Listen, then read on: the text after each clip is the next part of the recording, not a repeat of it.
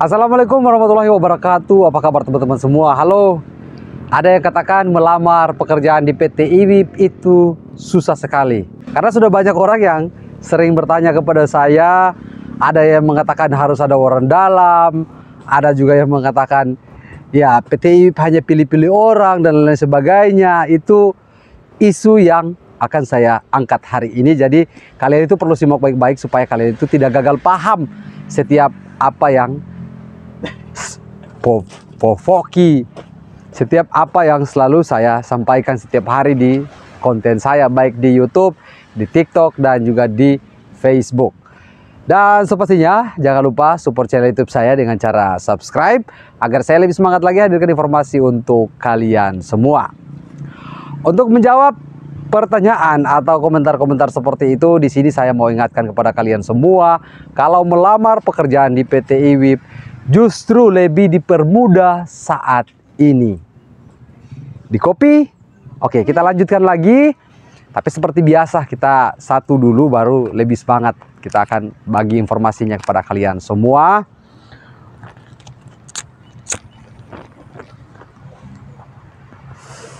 Jadi begini Pak, yang katakan bahwa masuk PT IWIP itu sangat susah. Jadi susahnya di mana? Susahnya itu kalau kalian tidak mau berusaha. Ada kemarin saya sempat baca di grup Facebook yang mengatakan bahwa ingin sekali bekerja di PT IWIP, tetapi apa daya sudah gagal di MCU. Itu sebenarnya kalian itu masih memiliki kesempatan yang sangat besar. Saya katakan gagal di MCU sudah 99% bisa bekerja di PT IWIP. Asalkan kalian itu mematuhi apa yang menjadi persyaratan saat kalian sudah gagal di MCU. Persyaratan yang pertama ketika gagal di MCU itu saya sudah bahas 1 tahun lalu di video saya. Jadi kalian bisa cek lagi channel YouTube saya ini. Dan untuk kalian semua yang ingin sekali terhubung dengan saya di via WhatsApp, di bawah sini ada tombol bergabung, tinggal kalian klik saja. Nanti kalian akan terhubung dengan saya di via WhatsApp. Kita lanjutkan lagi, sedikit saya bahas tentang MCU. Jadi di saat ini MCU, padahal kalau kalian yang sudah masuk ke dalam grup saya, itu kalian pasti sudah tahu tata cara bagaimana gagal di MCU, tata cara bagaimana pemasukan berkas, dan masih banyak lagi sebenarnya. Tapi kalian ini kan asalkan sudah bisa masuk ke dalam grup WhatsApp saya, masa bodoh kalian tidak mau lagi simak video tentang apa yang selalu saya bagikan. Kalian hanya bermodal tanya dalam grup saja. Rata-rata orang itu yang simak video saya di saat gagal di MCU, saya tidak memuji diri saya bahwa saya sudah banyak sekali memberikan solusi kepada orang-orang di luar sana, akhirnya bisa dapat pekerjaan. Tetapi faktanya seperti itu. Yang mengirimkan kepada saya di WhatsApp itu banyak juga yang mengucapkan terima kasih atas konten yang saya hadirkan itu membantu mereka saat mereka itu gagal di tahap MCU awal. Kita kembali ke tadi yang saya katakan, pemberkasan yang harus dilengkapi saat sudah gagal di MCU. Jadi kalian jangan mengatakan bahwa melamar pekerjaan di PT IWIP itu susah. Yang perlu kalian persiapkan di saat gagal di MCU itu SKD. Itu wajib. Kemarin ada yang gagal di paru. Katanya dia pemeriksaan ke dokter di Weda, tetapi SKD-nya ditolak. Oke, jadi begini saya jelaskan kepada kalian semua supaya kalian bisa paham.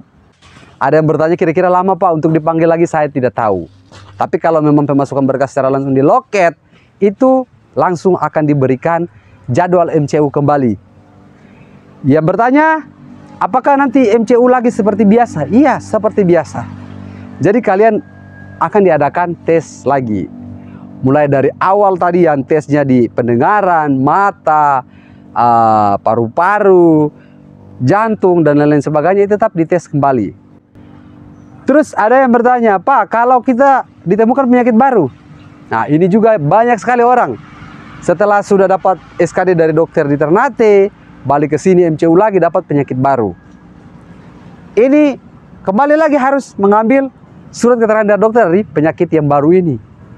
Kalau memang di gula darah, terus asam urat, kolesterol dan lain sebagainya, itu bisa kalian mengambil SKD-nya dari Weda. Itu sekitar 10 bulan lalu saya sudah bahas untuk pertanyaan kalian semua. Kalau Anda mengatakan bahwa PTI mempersulit dengan hal-hal seperti itu, jadi begini Pak, di mana-mana perusahaan itu mau menerima karyawan mereka harus sehat. Jadi kalau tidak sehat, tidak bisa untuk dilanjutkan tahap selanjutnya. Karena kalau nanti kalian bekerja, kalian itu sakit, kalian itu memiliki banyak izin, kan sayang juga. Nanti ke depan kontrak kalian tidak akan diperpanjang. Kenapa bisa begitu? Karena mereka tidak mau menerima karyawan yang sakit-sakit.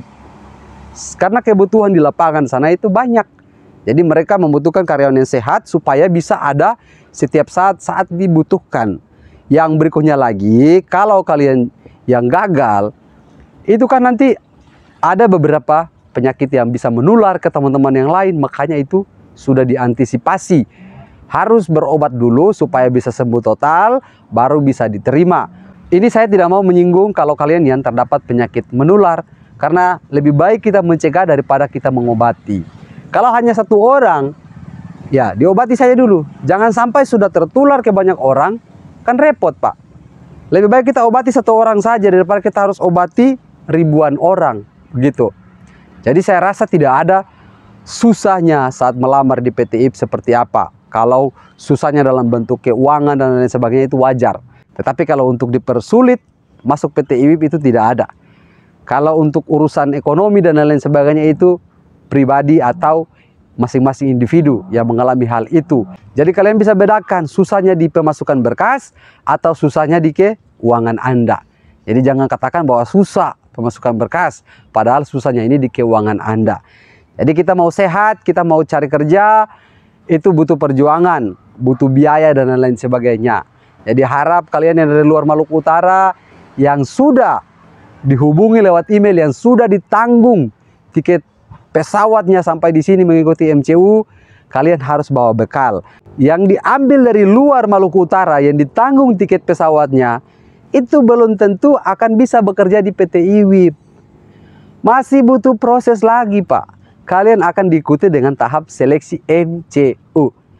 Terus banyak yang bertanya, apakah nanti kalau kita gagal, kita itu sudah tidak akan dipakai lagi, dan kita dikembalikan lagi dengan biaya yang ditanggung oleh PT IWIP. Baik, saya jelaskan lagi, ada dua di sini. Jadi kalau kalian yang gagal di PT IWIP tidak menyuruh Anda untuk pulang ke kampung. Tetapi PT IWIP menyuruh kalian untuk pengurusan surat keterangan dari dokter itu yang membenarkan bahwa Anda itu sehat. Begitu. Kemarin ada ya kasus di TB, paru-paru. Dia katakan, dokter menyuruh saya untuk mengikuti program terapi atau mengikuti program penyembuhan 3 bulan. Mau tidak mau, suka tidak suka, kita harus terima supaya kita itu sehat. Anda mau memaksakan bekerja di sini, kalau Anda itu sakit, percuma juga. Uang bisa kita cari, tetapi kesehatan kalau memang sudah merugikan diri kita, sudah fatal dalam diri kita, itu uang pun kita tidak bisa cari lagi. Mau cari uang bagaimana kalau orang susah sakit? Dan yang berikutnya lagi, apakah tiket nanti akan ditanggung pulang oleh PT IWIP? Saya katakan tidak ditanggung pulang Pak.